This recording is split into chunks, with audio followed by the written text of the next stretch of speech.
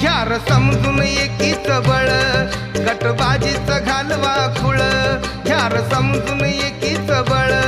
गटबाजीच घालवा खुळ लई कठीण उद्याचा काळ लई कठीण उद्याचा काळ कार डोक्यात पेटना जाळ